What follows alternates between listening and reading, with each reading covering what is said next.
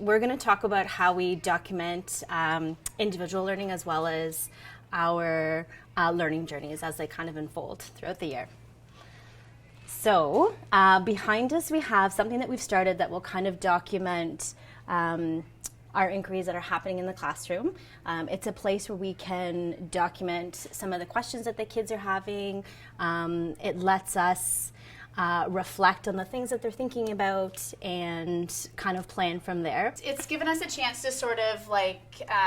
work together and come up with some really big ideas and things like that, and then kind of take a moment to kind of dive a little bit deeper and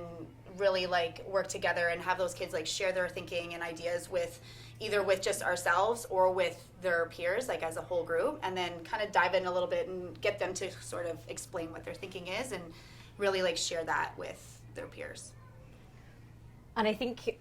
with this particular inquiry, what was happening is we were noticing that the kids in the classroom were starting to dance in different ways, and we're really interested in how we could move paint.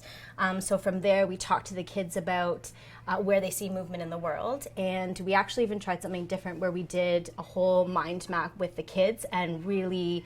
got an idea of what they were interested in terms of movement. And then from there, what we've done is we've put a space on our board where we can actually write down their questions, and then it lets us kind of look back and reflect and say, okay, one of the girls was interested in how electricity moves, so now we need to plan to put out some invitations or some different materials for them to explore that.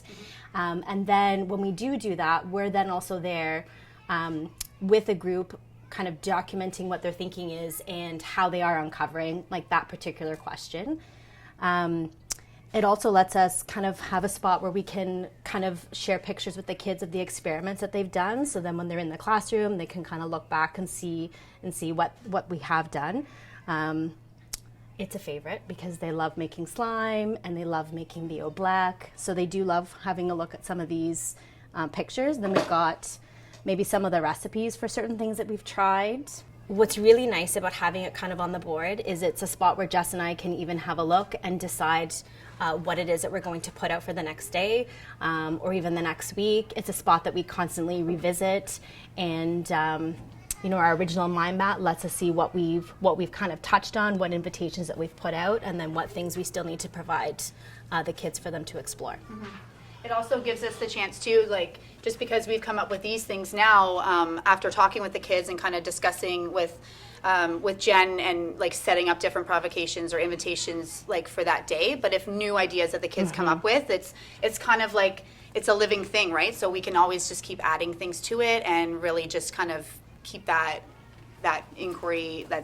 or that bigger concept just kind of expanding more and more, right? Which is, I think, why we decided to put it up here on the board, because we liked the idea of being able to add stickies or remove stickies as we go, but then also to be able to use the dry erase markers just to make notes for ourselves, right? And just